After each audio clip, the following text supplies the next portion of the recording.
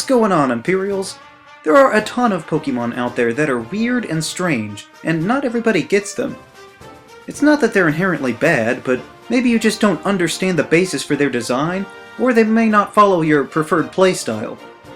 At least a third of Pokemon probably fit into this category for most players. Since there's over 800, there are bound to be some that fall through the cracks. But every now and then, you can have an experience to change your perspective on certain Pokemon, and come to appreciate them in a way that you hadn't before. So, here are the top 6 Pokemon I've grown to appreciate.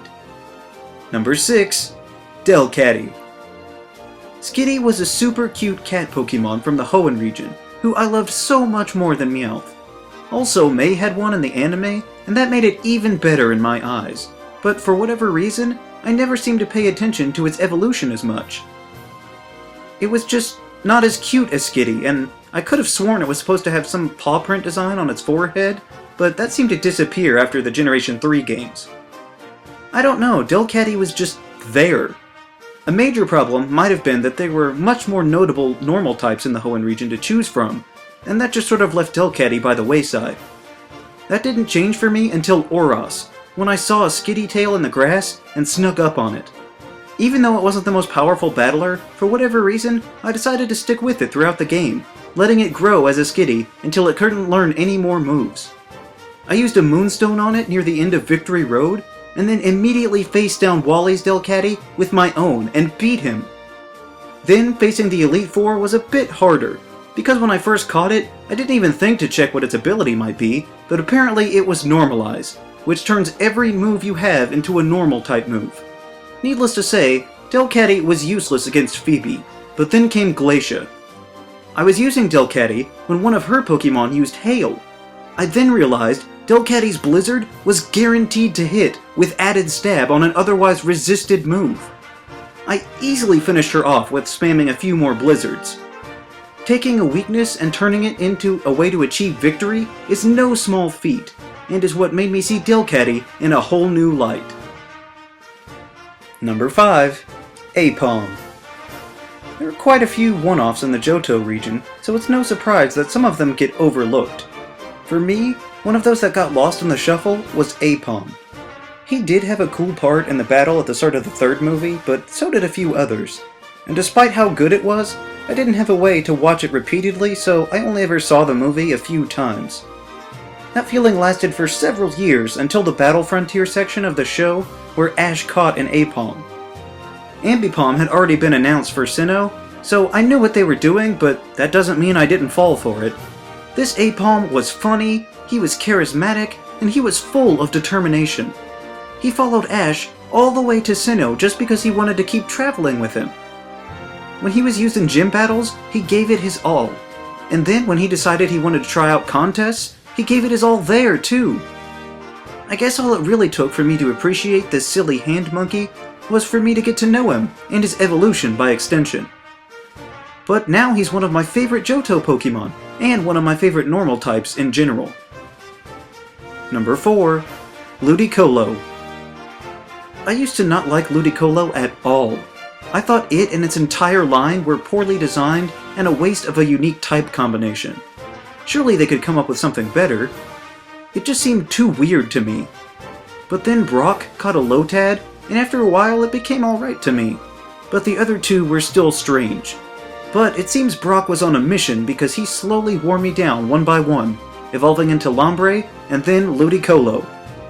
Once I saw how his constant jollity was sincere instead of some lousy gimmick, I could appreciate how he was always in a good mood, and honestly, more people could use some of that positivity. On top of his off-the-wall personality, he was one of the all-stars of my all-grass playthrough of Emerald. Because if you're going to do all-grass, Hoenn is the only place you want to be. Being one of the only grass types to be able to reliably handle fire, and his quirky, carefree attitude, make Ludicolo a true wild card, and a fascinating Pokemon to have on anyone's team. Number 3. Jumpluff. The entire Hoppip line is another that I would recognize but just never paid any attention to. They struck me as generally unimpressive, especially after Tropius came out in the next generation to truly showcase the grass-flying typing. This held true for me all the way until last year when I replayed through Soul Silver. I've played through the games many times over, and for a good while now, I'll plan out my team beforehand, breed them with all the moves and abilities that I want them to have, and trade them over as soon as I'm able. This time I was using an all-flying team, and for the sake of diversity, I put a Hoppip on the team. I wasn't expecting too much from the little guy, but he soon surprised me with how useful he was. He was more durable than I gave him credit for, but he also had a plethora of utility moves to help out the team, such as Poison Powder or Leech Seed.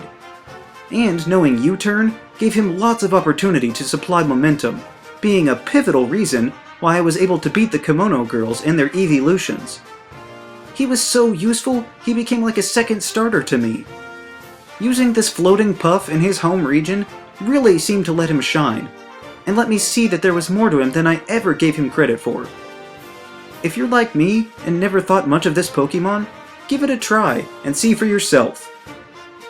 Number 2. Swana. You could probably count the number of times I've thought of Swana on one hand. We already had duck Pokemon, and every generation prior already had water and flying types. And with Unova having the most new Pokemon of any generation, you can't afford to dabble in people that don't resonate with you. Unless you play through the game multiple times, that is. I was creating a team to play through White 2, and wanted to put a Milotic on the team as a super strong water type, but it wasn't ready yet, so I had to find a fill-in. Eventually I settled on Ducklet just because I had never used one, and I needed a filler. I wasn't expecting much from him, but he soon proved to be a surprise hit on the team. His attacks were much stronger than I thought they'd be, and the best part was that his physical and special attack were relatively equal, so he could function successfully as a mixed attacker. Switching between Scalds and Brave Birds was so much fun, and a possible combination of Aqua Ring and Roost would really keep me healthy for a long time. I have no idea if it would actually do well in competitive play, but for the main story, it worked out great. I underestimated this Pokemon a lot, and maybe that's all it takes. Maybe you just have to use a Pokemon a bit before you can warm up to it. Assuming it performs well, that is. There was this one time I had a Parasect, and, well, never mind. Number 1. Venusaur.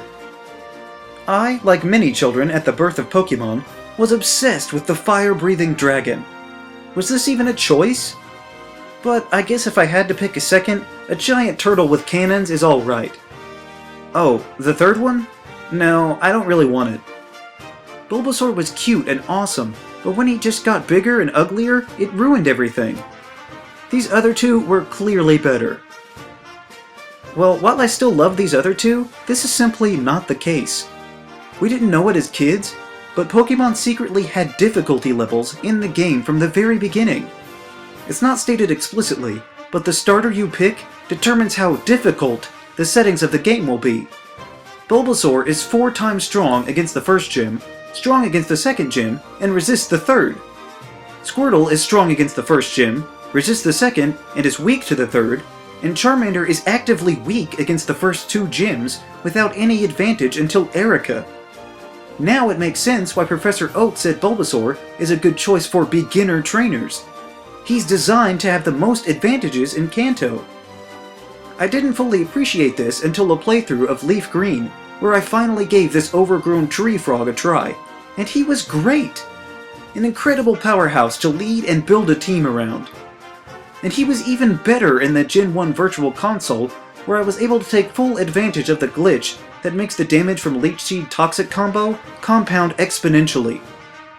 The truth is, in Kanto, there are some pretty good fire-type options besides Charizard, and there are a ton of good water options, but there really is only one grass type that can do what you need to do best. You can replace the other starters if need be, but if you want a grass type, you really will suffer if you don't have a Venusaur. I'm just sorry it took me so long to realize it. So, there are some of the Pokemon that I've grown to appreciate. It can happen with anyone at any time when you least expect it. What Pokemon have surprised you? Let me know down in the comments. Also be sure to leave a like, share this video, and subscribe so that you too can become an Imperial today. And we'll see you around. Next time!